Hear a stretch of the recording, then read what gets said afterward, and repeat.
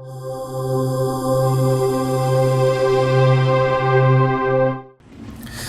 Arrest. NextGenWalkthroughs.com. I'm your host, Beer Baron, or John. And with you, as always, Explicity. No, you don't have to do that voice. I figure there's probably a lot of people that watch these videos that have no idea who we are, and we just kind of assume people know who we are after a while.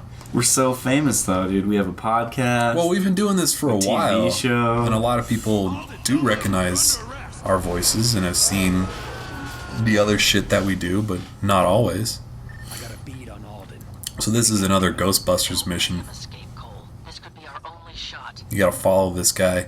And this ghost kind of leads you through another trash maze again. Another one of these situations where the first time through it's kind of tricky. Oh, I think this is the first time in the game when you run into something like this. If you're looking to get some extra good or evil karma points, you'll just run into like street mobs that have hung people up, and you can leave them there to die, get evil points, or shoot them down and get good points. And those are just kind of scattered throughout the city. I see. Then I think that's the only thing I can think of. So if your good and evil meter is in the middle, neutral, are you just weak as hell? Yes. You like the 3 levels of upgrades for the different powers.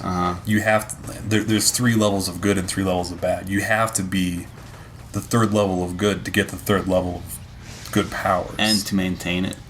Right. If you drop down, I'm pretty sure you lose those powers too. So if you're looking to do like a really challenging run, you could be from the neutral planet of Neutralia, where you just don't know what they're going to do next.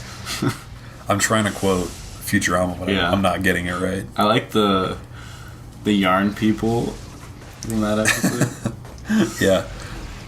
I don't know why I thought of that, but I don't either.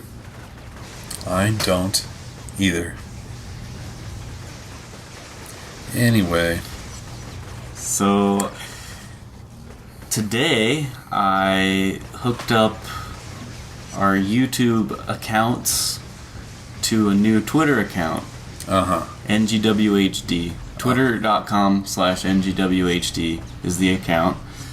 And our friend John is asking, hey, I see you created an official NGW Twitter. Will there be site news on there, or will it just be updates when there's new videos? That's a good question. I don't know. The answer right now is just new videos. Why not both? Right now. I'm saying right now. Well, you created it today. Yeah. So why not when we put new podcasts up or new blog posts, why not just put a quick link on there as well? I mean, it'd take 10 seconds. Well, I do it on my account. If you follow me, I post those things. Well, why not do both? Because not everybody gives a shit about you. But they have.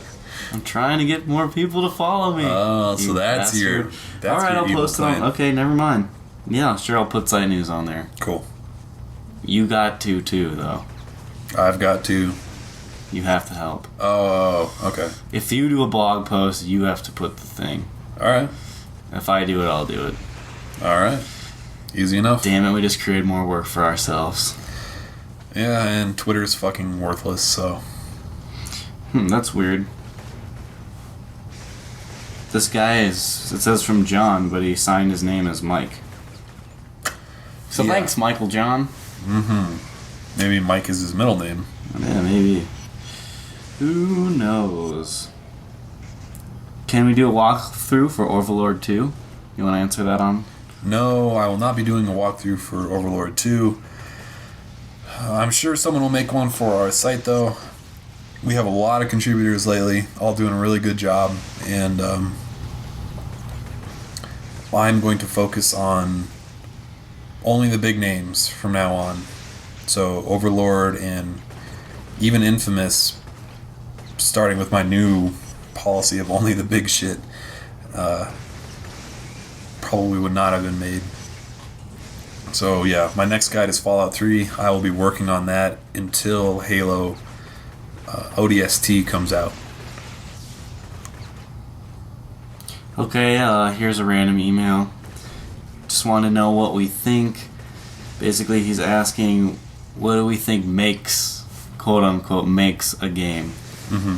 Because he reads things on YouTube comments like, these graphics suck, and... The place to go for intelligent discussion. Yes. YouTube comments. Yeah, graphics make the game, quote unquote. And he thinks graphics don't make the game fun, gameplay do, and is wondering what elements of a game we think makes a game. Well, it's not controls, because Killzone 2 is the greatest game ever. I don't know. Graphics are important, but it's not just graphics, it's style. Like, you know, the easiest thing to say is Team Fortress 2. It looks great, but it's like a cartoon. I'd rather them do that than try to make it look real, but look shitty. Right. In games like Crysis, like the most powerful graphics games out there, I can't even run them on my computer. Yeah. So, sure, graphics make the game, but I can't play it. Right. So what's the fucking point? I don't know. I think developers are quickly getting to the point where it's style over polygon counts. Even though polygon counts kind of went out of style with like the PlayStation 2. Yeah. Well, now there's mapping and all sorts of crazy tech. Yeah. But well, there's so many different aspects of games these days, like animations and voice acting and story and sound effects and music and online multiplayer and replayability and trophies and achievements. Well, yeah, I think part of, like, a lot of what makes a game, you have to first look at what kind of game are you making. If you're making an RPG and you have a shitty story, that's a bad news right off the bat. If you're making a first-person shooter and your shooting mechanics sucks, you're screwed. Even if you have an awesome story and like, cool enemies and like the best graphics. Well, so you listed 4 things for a good first-person shooter right there. Killzone had one of those. It didn't have good controls, didn't have good story, didn't have interesting enemies, but it had awesome graphics. I'm going to make fun of Killzone 2 from now until eternity. So, you're fighting the trash monsters, and I learned something kind of cool from watching a developer walkthrough for this game. There's been a number of developer walkthroughs for this game, actually. They had some of the guys who created the game voice over, similar to what we're doing, parts of the game. And I learned that from watching one of their videos that you can destroy the arms of these guys, making it much harder for them to attack you, and then destroy the body. So I'll be sure to post those on the website. They're actually pretty interesting. Cool. I know I've talked about this before, but like DVD commentaries is like for things that I enjoy is really interesting to me. Yes. And Half-Life 2 Episode 1 and 2 both had developer commentary on it. And I don't know. That's the only game that I can think of that's had anything like that built into the game. Yeah. But if developers can do things where they do it outside of the game and just have it online for everybody to view and potentially get more people interested in their game through like YouTube videos. Yeah. I think it's a really cool way of promoting their product, and I hope Yeah. more developers do it. Because they have a view of the game completely different than everybody else who plays it. Mm-hmm. Like the one video that I saw, it was a side quest, and it was like a test level that they turned into a real quest.